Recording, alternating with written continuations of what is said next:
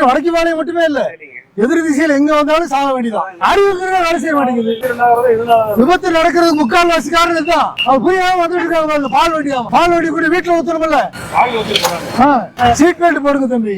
Cross பண்ணி போனேன், பார்த்தேன் வடக்கிலும் பிரிவு இருக்கு இல்லைங்களா, அங்கேயும் நிறைய பேர் வர்றாங்க, நிறைய பேர் இறந்து போயிட்டாங்க அங்க. அப்படிங்களா?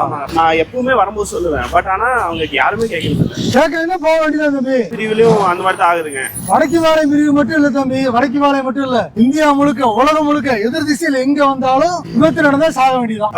வழியே கிடையாது. போலீஸ் கம்ப்ளைண்ட் பண்ணி எத்தனை பேர் நீங்க புரிஞ்சுக்கோங்க, சாலைகள்னு வந்துட்டா விதிகளை மீறினா விபத்து தான் தம்பி. எங்க இருந்தாலும் சரிதான். யாரு தயவுதாச்சரியங்களும் தெரியும், ஒரு பிரதமர், ஒரு முதலமைச்சர், ஒரு ஜனாதிபதி, நிறைய பேர் எடுத்துட்டாங்க. ஹைவேஸ் தான் நிறைய பேர் இல்ல, அது அப்படி வர்றாரு. எந்த வேகத்துல போறாங்க கட்டுப்பாடு முடியாது இல்லையா?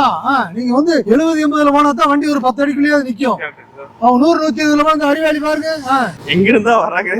அது இப்ப நீங்க சொல்றீங்க, இப்போ காவல்துறையில எத்தனை பேர்த்த போட முடியும்? இப்ப 140 கோடி பேர் இருக்கும் இந்தியாவில, 140 கோடி காவல்துறையை போட முடியுமா? திருந்திருந்து நம்ம தான் திருந்திருந்து தம்பி, வாழ்க்கை நல்லா இருக்கும். வாழ்த்துக்கள் தம்பி, நீங்க பத்திரமா இருங்க. முடிஞ்ச அளவுக்கு சொல்லுங்க. கேட்டா எல்லாத்தையும் சொல்லிட்டு தான் இருக்கீங்க. கேட்டா அவங்களுக்கு நல்லது, கேட்கலன்னா மருத்துவமனைக்கு நல்லது.